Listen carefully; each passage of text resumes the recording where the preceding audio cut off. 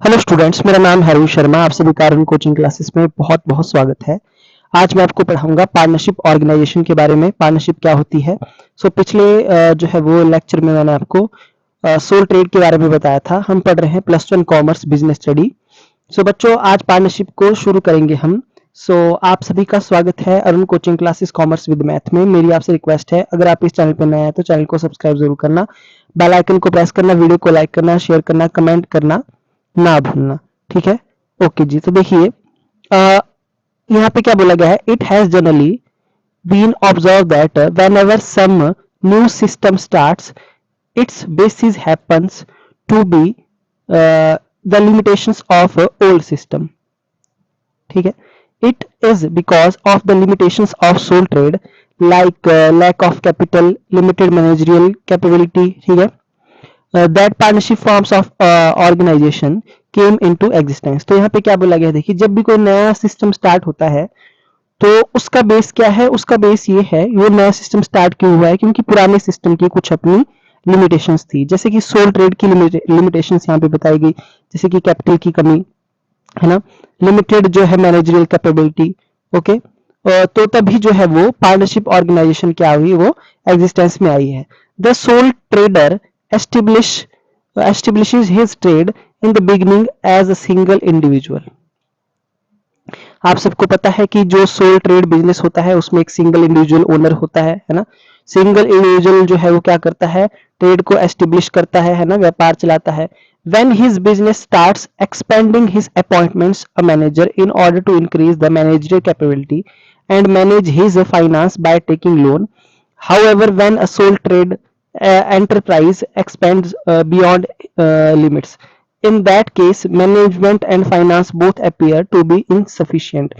ठीक है, यहाँ पे क्या बोला गया, देखिए जब एक मतलब बिजनेस स्टार्ट होता है ना, व्हेन हिज बिजनेस स्टार्ट, जैसे जो है सोल ट्रेड अपना बिजनेस शुरू करेगा और उसके बाद क्या करेगा, उसको बढ़ाना, एक्सपेंड करना शुरू करेगा। तो उसके लिए वो क्या अपॉइंट करेगा, कि मैनेजर को अपॉइंट करेगा। जिस मैनेजर क्या करेगा, मैनेजर जो है मैनेजरियल कैपेबिलिटी को बढ़ाने वाला पर्सन है, वो मैनेजर वो जो है सब चीजों को मैनेज करेगा। ओके, ठीक है। अच्छा जी, अब यहाँ पे क्या बोला गया है, देखिए आगे, when a soul trader enterprises expends beyond limits. अब देखो एक सोल ट्रेडर है, वो अपनी लिमिट से ज्यादा अपने बिजनेस को बढ़ाने की अगर कोशिश करता है ना, तो क्या होगा, जो मैनेजमेंट होगी और जो फाइनेंस होगा वो दोनों क्या हो जाएंगे बच्चों, इनसफिशिएंट हो जाएंगे। ठीक है, क्योंकि एक अकेला पर्सन क्या मैनेजमेंट और फाइनेंस जो है ये दोनों चीजें एक अकेला पर्सन नहीं कर पाएगा। So in this situation the sole trader takes his employees और some outsider as a partner. ठीक है, तो क्या होगा, जैसे कि उसका जो मैनेजर होगा या फिर उसका जो एम्प्लॉय होगा या फिर कोई आउटसाइडर पर्सन होगा, वो उसको एज अ पार्टनर क्या करना पड़ेगा, बिजनेस चलाने के लिए एज अ पार्टनर जो है वो पर्सन एज अ पार्टनर जो है एंटर करना पड़ेगा उसको बिजनेस में।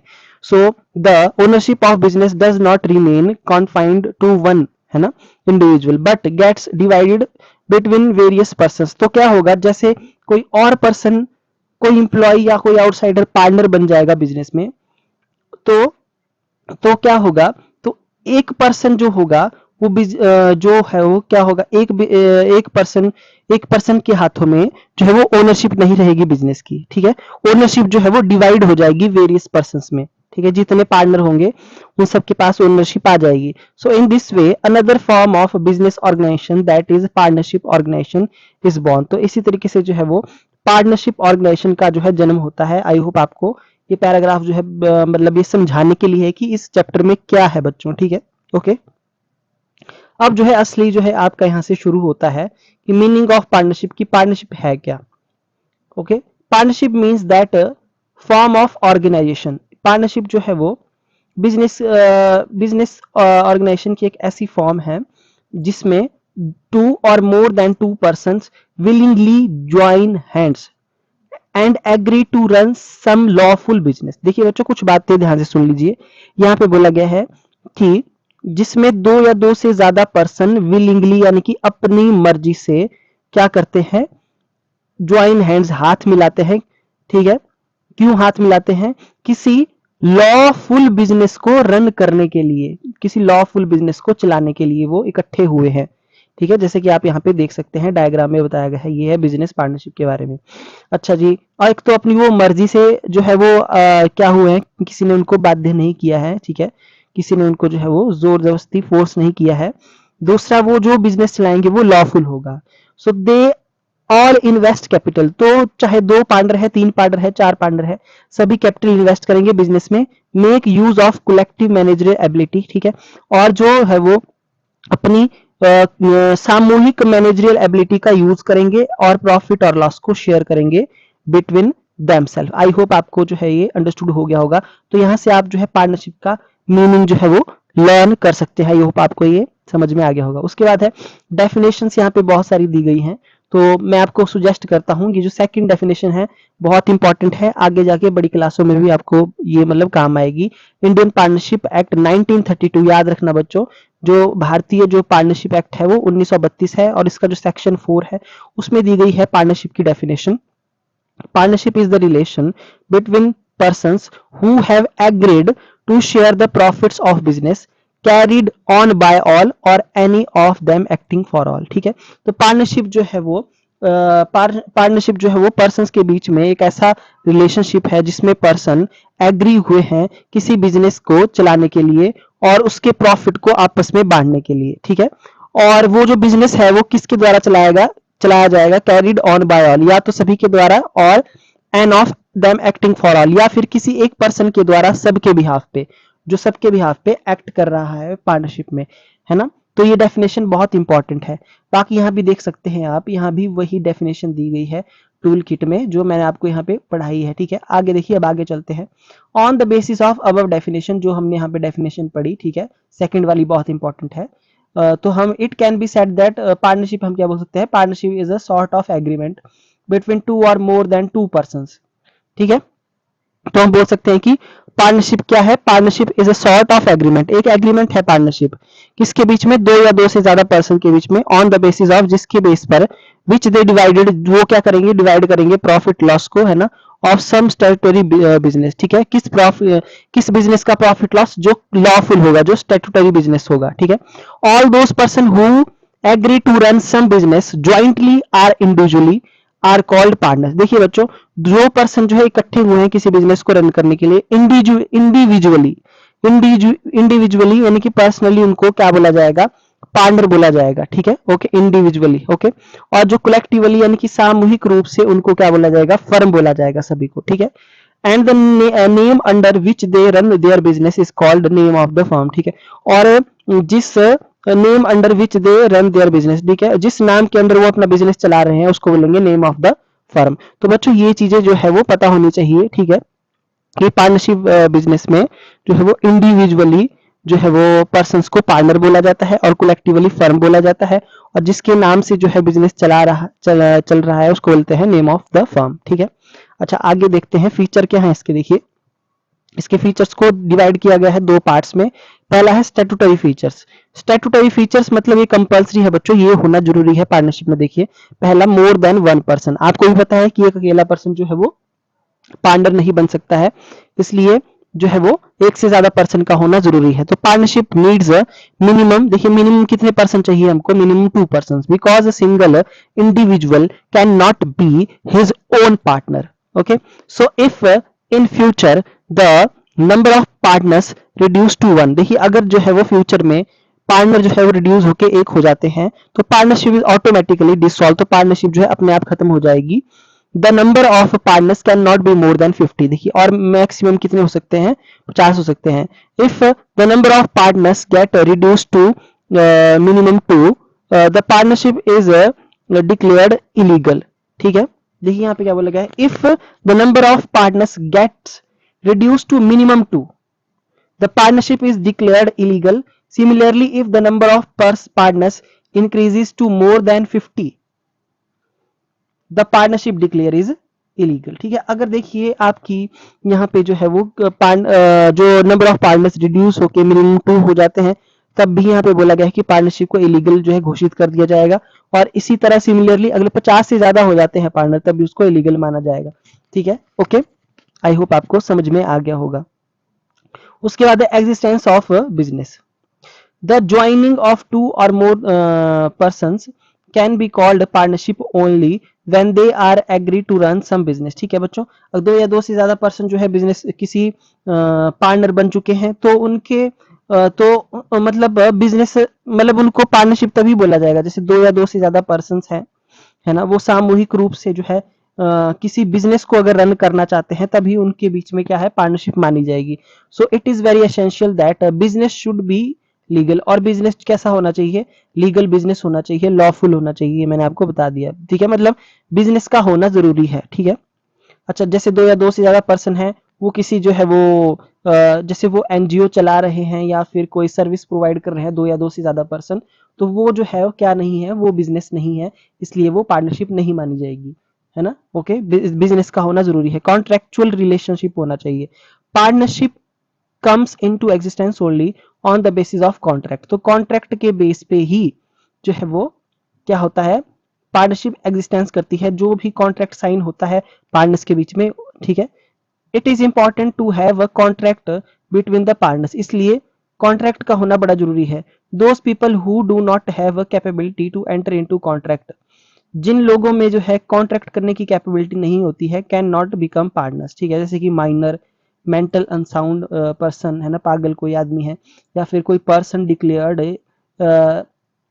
In eligible by law. ठीक है, मतलब कोई ऐसा पर्सन जो है जिसको जो है वो लॉ जिसे कोर्ट के द्वारा, कानून के द्वारा बोला गया है कि वो पार्टनरशिप में एंटर नहीं हो सकता है, तो ऐसा बंदा जो है वो पार्टनरशिप में एंटर नहीं हो पाएगा, पार्टनरशिप का पार्टनर नहीं बन पाएगा।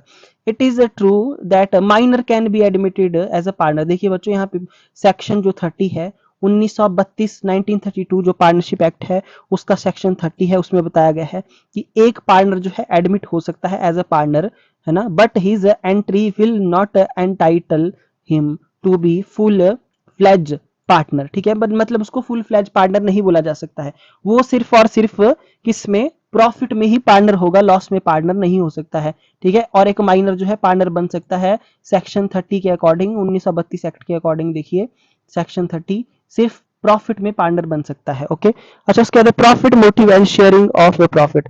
One of the main characteristics of partnership is to earn profit in business and divide it between the partners। ठीक है, देखिए मेन कैरेक्टरिस्टिक्स क्या है पार्टनरशिप की, प्रॉफिट को अर्न करना और डिवाइड करना पार्टनर्स के बीच में। ठीक है, ओके, प्रॉफिट को डिवाइड करना। Any enterprises whose purpose is to not earn profit can not legally be partnership. ठीक है, देखिए जैसे कि मैंने आपको बताया, कोई ऐसी ऑर्गेनाइजेशन, ऐसी एंटरप्राइजेस है जो जिसकी एस्टेब्लिशमेंट प्रॉफिट मोटिव से नहीं की गई है, तो उसको हम लीगली पार्टनरशिप नहीं बोल सकते। It is important to understand that to have a share in profit is important, but to have a share in loss is not necessary. ठीक है बच्चों, ये बात ध्यान से सुन लीजिए कि प्रॉफिट में पार्ट होना जरूरी है। ठीक है, चाहे लॉस में शेयर हो ना हो, बट प्रॉफिट में जो है वो शेयरिंग होनी चाहिए। ठीक है, ओके, इसलिए जो है माइनर भी क्या होता है, एक पार्टनर होता है, और उसकी जो है वो प्रॉफिट में और वो प्रॉफिट में क्या हो सकता है, जो है वो पार्टनर बन सकता है। So there can be partners who are admitted to the partnership firm simply for sharing profits.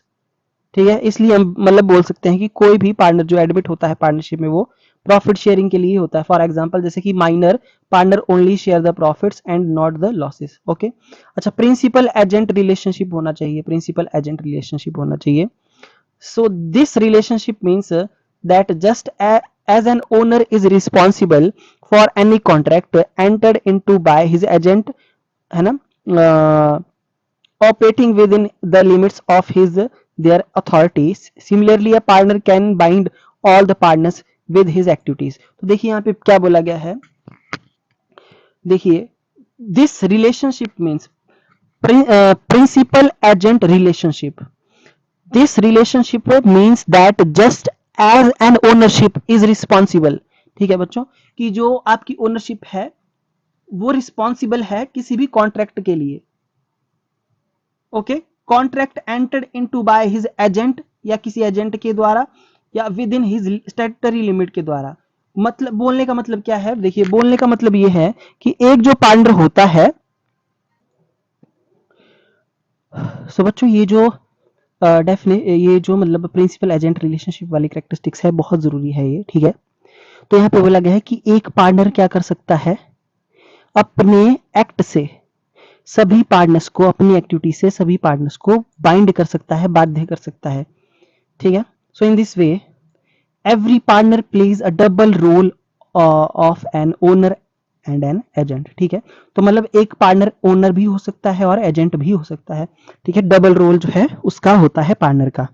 तो एक बार मैं आपको फिर से बता देता हूं कि प्रिंसिपल एजेंट रिलेशनशिप का मतलब है कि just an owner is responsible for any contract entered into by his agent, ठीक है। Okay, operating with in the limits of his और देयर अथॉरिटी, ठीक है। मतलब कोई एक ओनर है ना, ओनर का कोई एजेंट है, ऐसा हम बोल सकते हैं, ठीक है।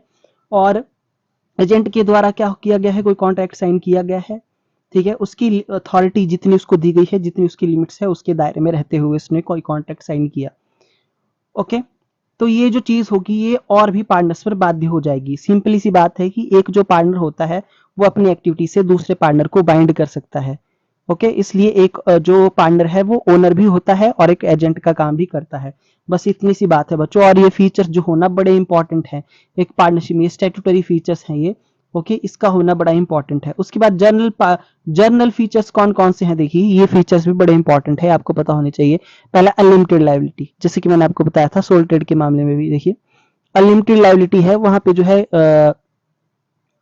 अनलिमिटेड लायबिलिटी का मतलब क्या है, every partner has an unlimited liability. In other words, every partner is responsible collectively or individually for the liabilities of the partnership. For example, in case of dissolution of partnership firm, ठीक है, if the liabilities of the firm exceeded its assets, the creditors have to right to get their loan recovered from any partners either collectively or individually. देखिए बच्चों क्या बोला गया यहाँ पे, ध्यान से मेरी बात को सुन लीजिए। हर एक पार्टनर की जो लाइबिलिटी होगी पार्टनरशिप फर्म में वो अनलिमिटेड होगी, अनलिमिटेड, ठीक है। जो जनरल पार्टनरशिप होती है उसमें अनलिमिटेड होती है। तो यहाँ पे बोला गया है कि हर एक पार्टनर जो है वो कलेक्टिवली या इंडिविजुअली क्या है, पार्टनरशिप की लाइबिलिटीज के लिए रिस्पॉन्सिबल है। अगर पार्टनरशिप फर्म का डिसोल्यूशन हो जाता है, पार्टनरशिप फर्म जो है खत्म हो जाती है, और if the liability of the firm, अगर फर्म की लाइबिलिटी उसकी एसेट से ज्यादा है, ठीक है, लाइबिलिटी कम है, लाइबिलिटी ज्यादा है, एसेट कम है, तो क्रेडिटर को ये राइट होगा कि वो अपना लोन रिकवर कर सकता है किसी भी पार्टनर से कलेक्टिवली या फिर इंडिविजुअली। मतलब जो है पार्टनर की, बच्चों पार्टनर की जो है वो क्या हो सकती है, जो उसकी पर्सनल एसेट है, जो उसकी घरेलू संपत्ति है, उसका भी यूज किया जा सकता है, ठीक है, क्रेडिटर के द्वारा। ये यहाँ पे बोला गया है, ओके। आई होप आपको ये बात समझ में आ गई होगी। ये चीज जो है हमने लिमिटेड लायबिलिटी सोल ट्रेड के केस में भी पढ़ी थी। अच्छा, फिर no separate individuality, the existence of a partnership can not be separated from the partner, ठीक है। जो जनरल पार्टनरशिप होती है बच्चों, उसमें क्या होता है कि जो एग्जिस्टेंस होता है पार्टनरशिप का अपने पार्टनर से सेपरेट नहीं हो सकता, कैन नॉट बी सेपरेटेड, ठीक है। मतलब पार्टनरशिप फर्म और पार्टनर एक ही होते हैं, okay. This means that all the contracts connected with the firm, जितने भी कॉन्ट्रैक्ट जो फर्म के साथ कनेक्टेड होंगे, are also applicable to the partner individually as well as collectively, ठीक है। वो जो है सभी पार्टनर्स पर इंडिविजुअली भी, पर्सनली भी और साथ में जो है कलेक्टिवली भी एप्लीकेबल होंगे, ठीक है।